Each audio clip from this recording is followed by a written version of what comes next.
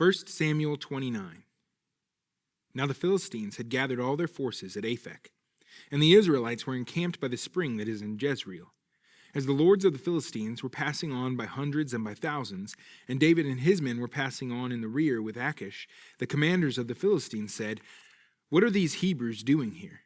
And Achish said to the commanders of the Philistines, "Is this not David, the servant of Saul, king of Israel, who has been with me now for days and years, and since he deserted to me, I have found no fault in him to this day?" But the commanders of the Philistines were angry with him, and the commanders of the Philistines said to him, "Send the man back, that he may return to the place to which you have assigned him. He shall not go down with us to battle, lest in the battle he become an adversary to us. For how could this fellow reconcile himself to his Lord? Would it not be with the heads of the men here? Is not this David, of whom they sing to one another in dances? Saul has struck down his thousands, and David his 10,000s.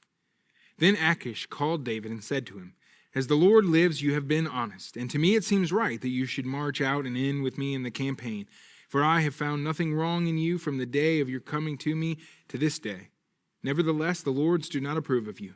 So go back now, and go peaceably, that you may not displease the lords of the Philistines." And David said to Achish, "But what have I done? What have you found in your servant from the day I entered your service until now, that I may not go and fight against the enemies of my lord the king?" And Achish answered David and said, "I know that you are as blameless in my sight as an angel of God. Nevertheless, the commanders of the Philistines have said, 'He shall not go up with us to the battle.'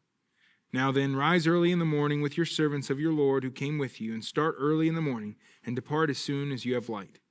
So David set out with his men early in the morning to return to the land of the Philistines. But the Philistines went up to Jezreel.